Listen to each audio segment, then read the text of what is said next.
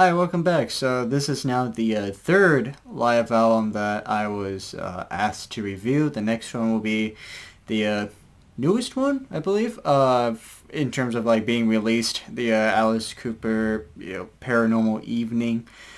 So yeah, this one took a little longer to come out and review. Things have been very busy, whether it's in terms of school for me or there's like been some serious instances going on. In terms of like people wise, it's fine, but yeah, there's just been a couple of major things that happen. So I just obviously I didn't have the time, or if I did have it, I just felt like it wasn't really right. But in any case, this one, of course, is a Fistful of Alice. So this album, I never actually listened before I was asked. I did know about it though. Well, one of the things that I did kind of know was something about like the production, like it wasn't really that clean. So I kind of figured like, it's gonna sound kind of muddy. But however, I didn't really mind it. I thought it was fine. I mean, sure, like the last song, if it was like recorded, obviously a lot of this stuff would sound great, but yeah, I really didn't mind it at all. However, I can kind of understand if people don't really care for it too much. But the album was released in 1997. I gotta tell you, like, I don't know, Alice Cooper in the 90s for me, I don't know, like that really works. I really enjoy just like the way he looked, but also like the sound in him. Like the Last Temptation, and then this, and then I mean obviously the turn with Brutal Planet. So yeah, I always kind of enjoy hearing stuff if it's from the 90s, even though his catalog was probably pretty thin, which is two albums plus this. But in any case, so it was released in 1997, but it was recorded the year prior at Sammy Hagar's club, Cabo Wabo. I don't know what it sounds like. Reminds me of Oingo Boingo, a type of rhyming word. In Cabo San Lucas, Mexico. But notable players on this album is Slash, Sammy Hagar, Rob Zombie, it's kind of interesting. I believe he does Schools Out with them because I know like people do come in, but he prominently co-sings on the Feed My Frankenstein version of this song. And then, years later he gets called up for the congregation off of Welcome to My Nightmare. But also Ryan Roxy comes in here. So Ryan, he kind of gets, sip of coffee, handshake with Alice, able to do some stuff. But then of course he would be credited with stuff like Dragontown, The Eyes of Alice Cooper, Dirty Diamonds. But now he's been a prominent member of the Alice Cooper new band now that, obviously besides the original, a lot of people say that their band, the current band, is like the next best thing. And obviously from what I've seen, I totally agree. Everybody kicks ass on it for sure. But yeah, one of the things that I found was rather interesting about this album was there's two songs that he does where I went, something? I wouldn't mind if that was actually the official release. But there was another thing that kind of surprised me, and that's the first song that starts this album, that being "School's Out." So I thought that was kind of a kind of a cool twist, or just an overall change in pace. So it kind of got me wondering, like, oh, what would the last song be then? Because usually it's like like a Plan B will be elected, and it was elected. But yeah, obviously we'll get to that song. So obviously with "School's Out." Oh, and by the way, this album, besides like I'll say like up until this point, this is the favorite live album that I've heard so far. And then but this one, and I think like the last three. Well, I should take that back. This one, the last one, and then the next one has some pretty great tracks for me. I really do enjoy that stuff. Obviously, the Special Forces stuff, you got some things from Flush the Fashion, and like two songs from Forces. This one, you got some new stuff with like Feed My Frankenstein, but obviously that's going to become a staple. But like Lost in America, like Teenage Lament 74, which is on Muscle of Love. and then of course like the paranormal stuff. We just kind of got like a smorgasbord of quite a few current stuff, last 20, 30 years, so that's cool, obviously. But like I said, you open up with School's Out. You do got, some little sound effects to it. You got the school bell ringing for like during like the opening riffs, and then it does kick in towards the end. So, case in point, a lot of these songs are terrific the way he does it. Obviously, this point on, in terms of like the live stuff, I've heard that it is like typical like top-notch raspiness and gruff and snarl in Alice Cooper's voice. The confidence is there. The last stuff, not really so much. But this stuff, yeah, it totally works. I really do enjoy this. So if you like, I guess like I can say just Last Temptation, kind of like how he sings a song like Lost in America, just like that gruff in it. Yeah, definitely check this album out if you like that type of stuff. And then Rob's, at least in the credits, Rob Zombie and Sammy Hagar are featured on this song, which I believe they do the chorus, the school's out forever, probably the no more pencils and stuff. And the voice, like I said, it's nice to this classic raspiness, and there's just fun guitar play all around, and it is a well done live version. Obviously, the next one will be I'm 18. You gotta have that on the checklist, right, of songs to do. But it's a pretty similar delivery to the last one, School's Out. He's got this gruff in his voice mixed in with the occasional defeat. However, like I said before, for the Glasgow Live, how Alice Cooper on that song and like quite a few of the tracks, he he would transition from this 7-7-ish let's go attitude to a sort of whimsical defeat, almost kind of loser. Obviously that was during that era. That really isn't a thing anymore at all. So when I say the occasional defeat, it's just like a lower tone, just like a softer voice, as opposed to the shrugging shoulders, collapsing on the floor voice that he would have done. He does become more and more confident with the lifestyle of like what it pertains to 18, baby's brain, old man's heart, took 18 years to get this far. So yeah, it's just kind of cool to hear this, which of course you're used to, just the natural progression in terms of, while starting in the song, you're rather, war-torn, but then towards the end, it's like, hey, I was able to accomplish this, so it's pretty cool. Then, of course, just fun guitar play throughout. The song, I believe the song Elected, it's like 6 minutes, but like the second half is all like guitar playing stuff, so yeah, obviously good stuff, and you got some pretty prominent members to do so. And then of course you enter with Desperado, and there's like some Spanish guitar playing going on, with I think maracas. That's what it sounds like to me. But then there's a few instances on this album to which Alice Cooper talks to the audience. I don't know if like Sammy Hagar still owns this club or not. I didn't look into that, but I would say right now that the cover is freaking awesome. Obviously it's simple, but this is totally how I picture it when I listen to this stuff. And I could just imagine that, right? Roll up into town, kind of like crepit and stuff. And then you walk into the saloon, and it's like freaking Alice Cooper with Sammy Hagar and Rob Zombie, Ryan Roxy, all this whole gang playing and stuff. That would be pretty awesome. But yeah, obviously, and like the backside too, it's pretty cool. I believe it's like a night shot. Then the inside might be I know it's like kids like carrying a boa constrictor. So yeah, fun stuff all around. That's cool. But for the song Desperado, Alice Cooper says like to the audience that this is a song I wrote for Jim Morrison a long time ago, 1971. And then like that intro hits, right? Man, that's just goosebumps, right? Like first time it's like, oh boy, here we go. It's such a great song, and for Desperado, it's kind of like one of my favorite Alice Cooper lines, which is you're as dead as a desert night. That's just terrific, just poetry right there, right?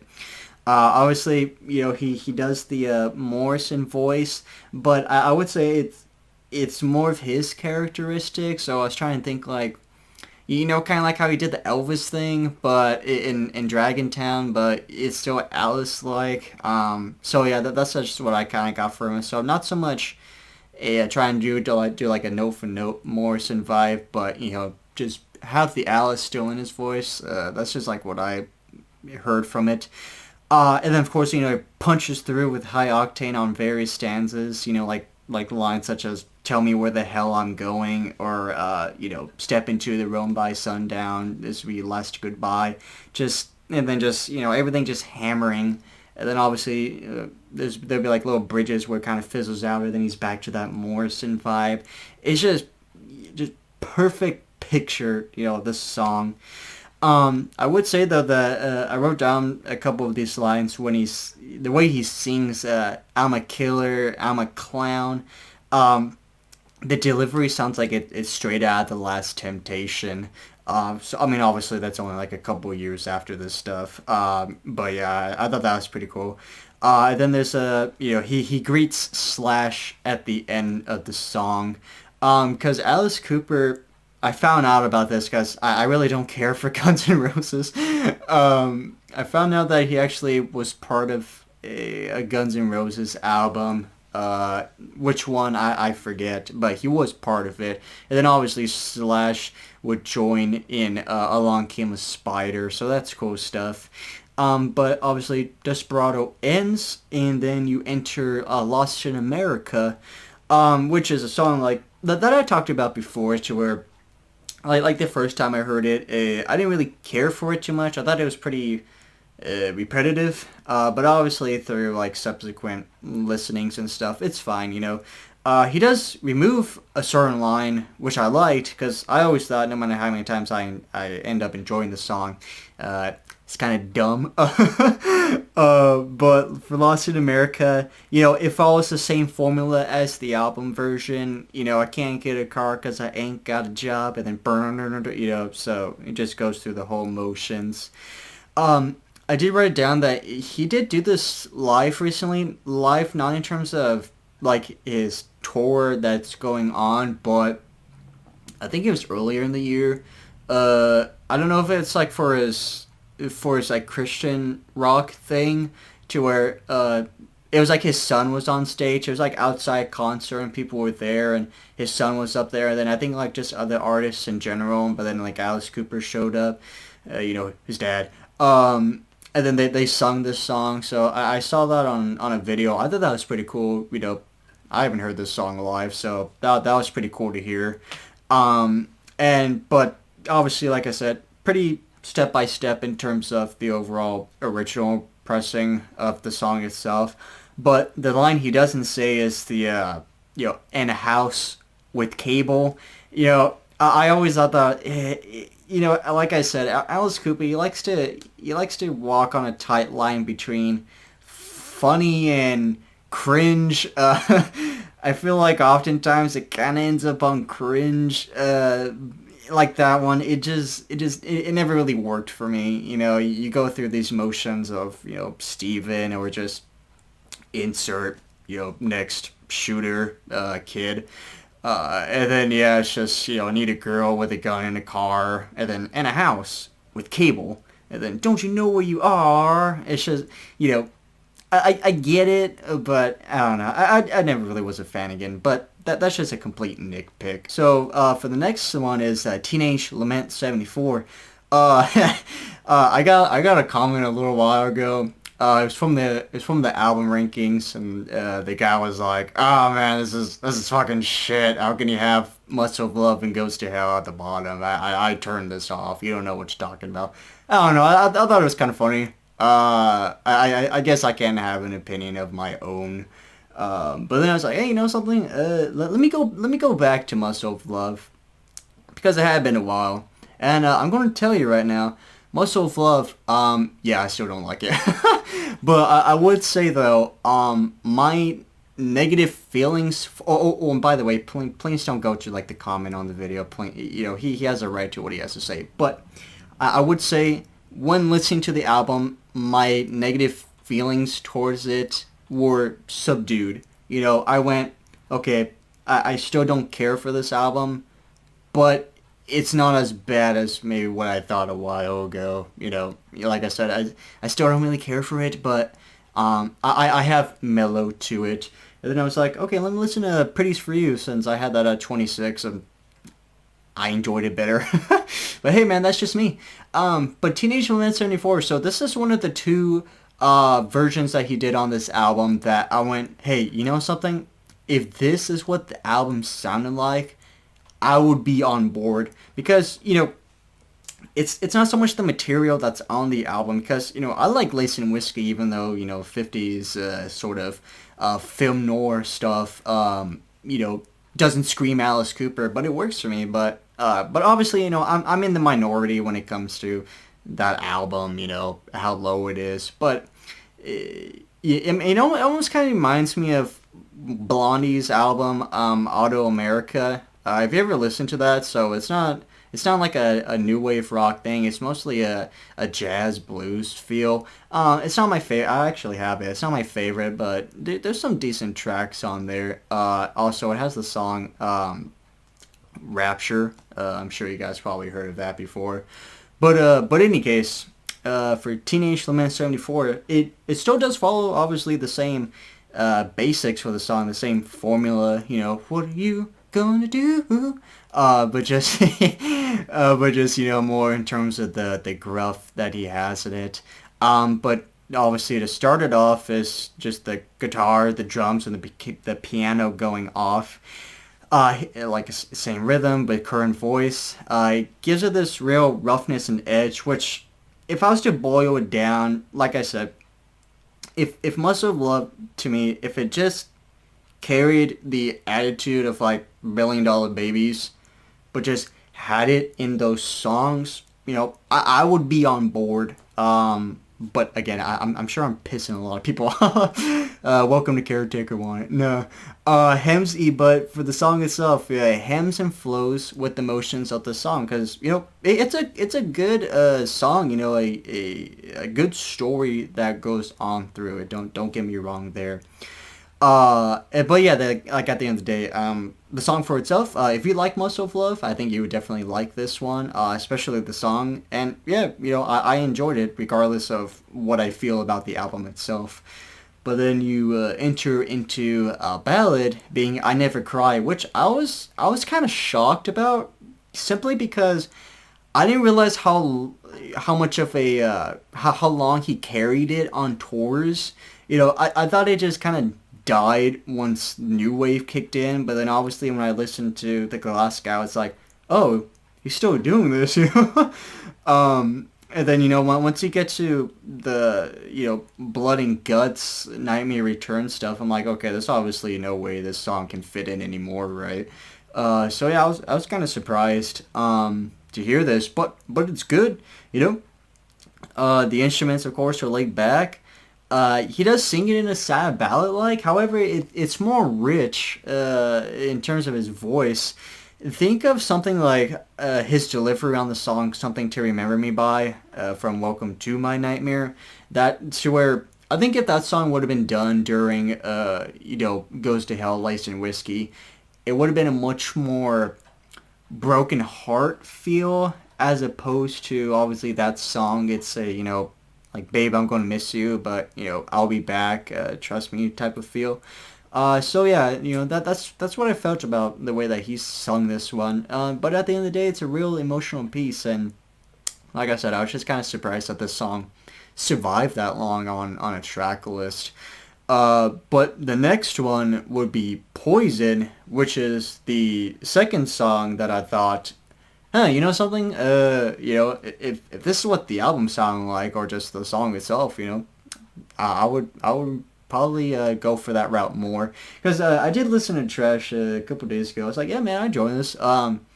obviously, it's kind of funny, right, with that album, or just like the albums in general that have that Desmond Child quality to it, to which you're just striving for it to sound modern and crisp production. But then as time goes on, that itself becomes dated.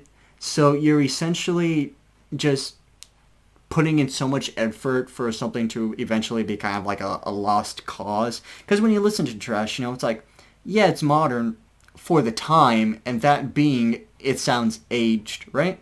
Uh, but when he does something like this, like this version of Poison, and then obviously tour wise, it's a lot more Alice Cooper like. You got the heavy guitars, the heavy electrical sound through it, and then there's Alice Cooper there. I mean, obviously he was the same on like the song itself from the album itself. But this one he's more, just more menacing like, as opposed to maybe a sort of bad boy hair metal vibe. But yeah, he's a snarl in his voice, a come here attitude, an attitude that you might hear on something like Dangerous Tonight from Hey Stupid, which a song like that, if it was on Trash, it would have been totally different. But that one, obviously, it's more down your throat. Poisonous like a centipede. God, that's a great song. And there's nice backing vocals, of saying poison, and then other lines too. But just there's a nice rhythm going on in this song. Whether it be some instruments going on, or a almost tap-like quality of ways that he sings a certain line. Tell me to stop, wanna kiss you, I want it too much. But yeah, just at the end of the day, just the rough that he brings into it all, I definitely enjoyed. Which obviously complements the next one, being a $1 Billion Babies. Surprise, surprise!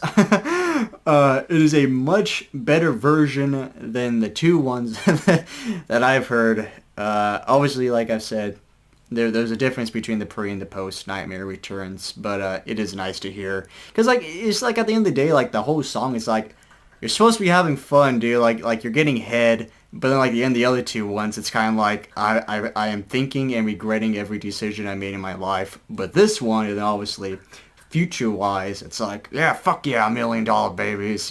Great. It's awesome. And then he's got like the sword with the money, of course, and throw it on people, and then half of those bills end up on eBay. But this version of $1 Billion Babies, he actually does get pretty fast at parts, which was kind of cool to hear. Not so much in terms of like a rap, of course, but it was kind of cool to hear, him going pretty fast and stuff. Just great guitar and drum playing all around. So, obviously, if you like this song, like, who doesn't if you're a fan, then yeah, check this one out. One of the interesting things I found for this album on YouTube, it's like the like and dislike ratio. I don't really get it. It'll be like, I don't know, 200 likes, 95 dislikes. I don't really understand when it comes to that, but whatever. But yeah, $1 Billion Babies, obviously we know all about it. And yeah, he kicks ass, and obviously the band kicks ass on this version. But then you enter Welcome to My Nightmare, and obviously the first time I heard it, I was like, oh, that's cool. He's implementing the Steven vibe into it, because he hits it with that piano player, right? Then he shouts out the name Steven a few times, which I don't know. I thought it was a little rough, but whatever. It then fizzles out, and then of course you hit that iconic, Welcome to My Nightmare intro. Boom, boom, boom, boom, boom, boom. Great, just awesome. But like obviously he carries that John Morrison vibe that he does, and then he breaks through. I would say though that for this song, and I'm trying to think if Only Woman Bleed is the same, to where instead of horns, it's like electrical piano. At least that's what I'm hearing, or at least that's what I'm interpreting that as being a piano. But yeah, in any case, it's obviously cool. And then, once he's done with the Morrison vibe, and then obviously you get that large break in like the instrumentals. He then obviously comes back into the punch through the glass, and he's all just rough and ready and just raspy, loud. Let's go. So yeah, if you ever wanted to hear a sort of mixture between Steven and Welcome to My Nightmare, yeah, check this one out. It was just kind of cool to hear the piano thing, and obviously if you've rather been to this current tour, or if you're me and live on the West Coast and see all the added dates keep being the East Coast, there's that 3-month gap between February and May, and I'm like, please tell me you're coming to the West Coast. I'm like, I don't care if it's in Los Angeles. I'll drive the 5 hours it would take me. I'll spend money on a hotel. I just please come here. But yeah, he's doing the song Steven on this tour. He comes out and there's like the two guys in the big old baby doll heads, and then he sings it, and he just kicks ass. Then like the baby doll guys come out later with the song Dead Babies, when he's got the little hatch and he's about to kill Betty. But then they take him and of course chop his head off, and then he comes back, of course, because he's Alice Cooper. But yeah, Welcome to My Nightmare. It was a nice little mixture of the Steven in there. I like that. And then of course you do enter Only Woman Bleed. This one's a longer one. I believe like 5 minutes, a little bit more. In fact, I'm actually trying to remember what the original one was. Maybe like 4 or something. But in any case, sorry, I like to ramble sometimes. But it's the same set of emotions and just the instrumental play we're used to, obviously. But this song, obviously, and just the delivery of it all, you're just taken for a ride, right? You're presented this story, and then you just go through all the hams and flows of like what he brings, what he says, his delivery, the instrumentals. It's just great stuff. Nice instrumentals, like I said. Just it's a great rendition. It's kind of tough for me sometimes with these live albums. It's like, fuck, I like what more is there to say? It's like 20 seconds or something. So I try to do as much as I can, but at the end of the song, but like if you want me to know, every song on here he does quite well. I really do enjoy it. Then of course the last song is recorded. It wasn't here at this club. But at the end of the song, people are cheering at the end, and Alice says, you're worthy, you're worthy. We're going to do a song, from Wayne's World. Anybody seen Wayne's World? I haven't seen Wayne's World. I know I talked about that for the Hey Stupid one. I'll probably seen... obviously I've seen the Bohemian Rhapsody clip far more times than I should have, just because, pop culture and shit.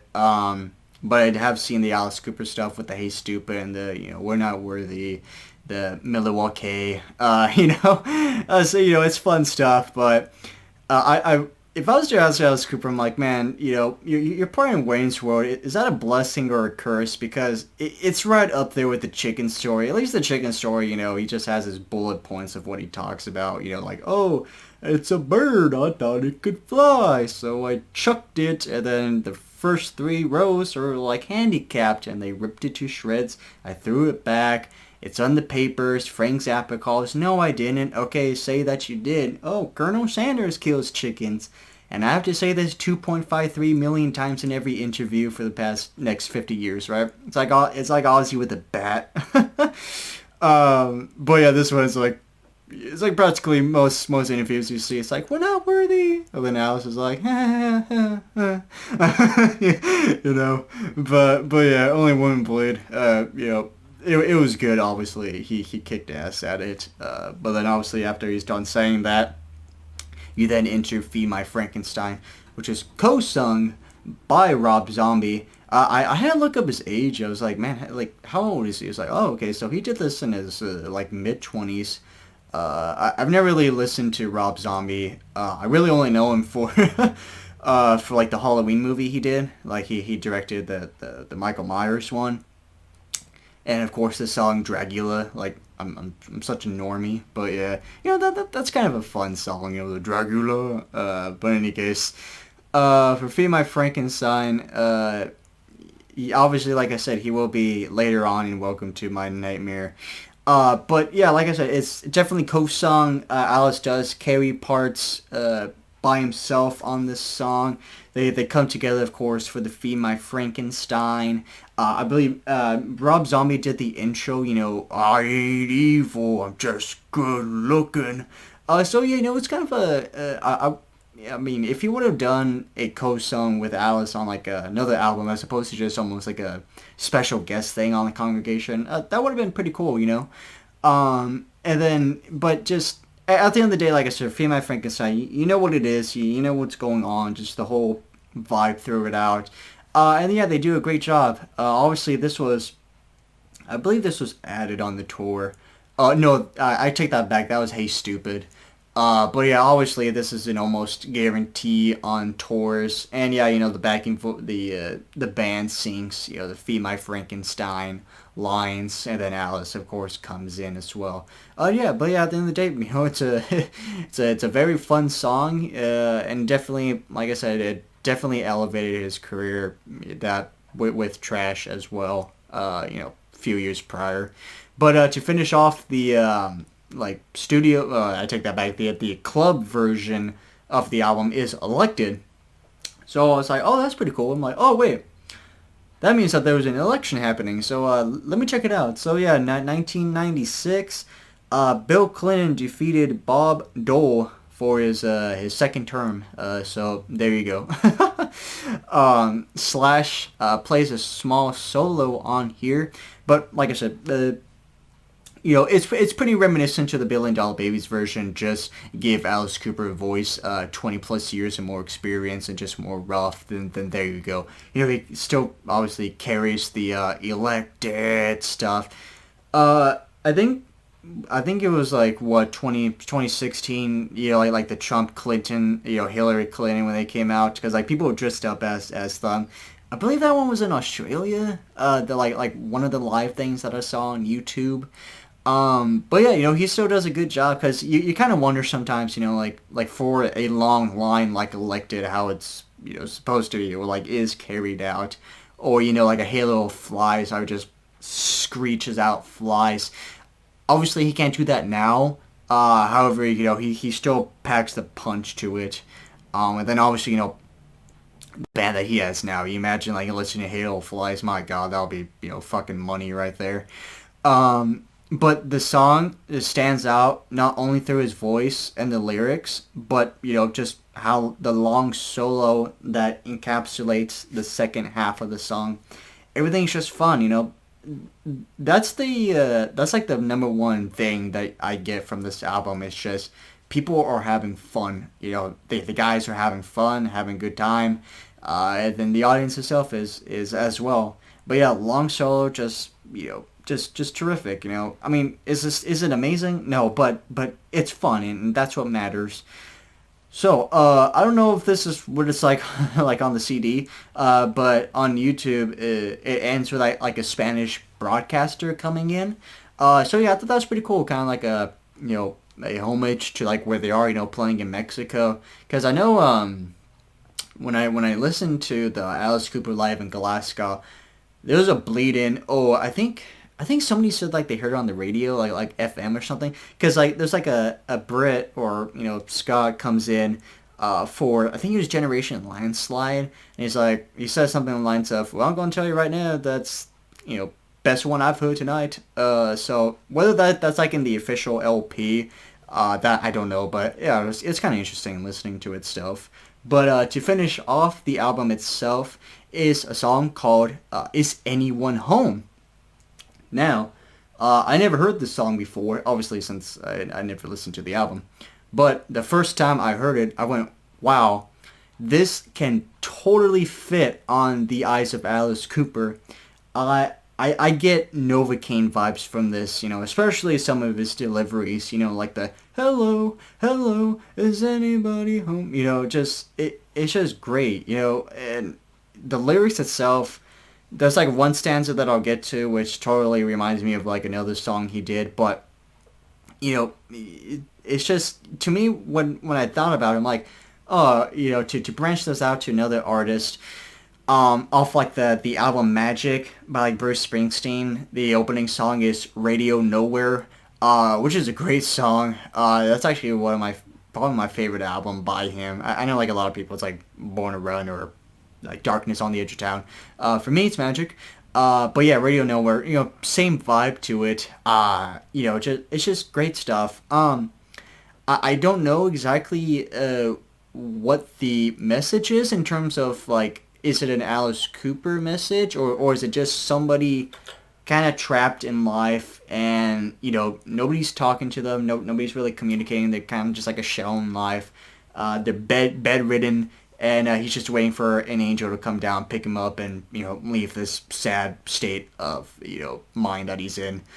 Whether or not Alice Cooper mid '80s feel, or just this person in the song, that I don't know. But there's some great lines on here, like talking to my sleep, but next to no one.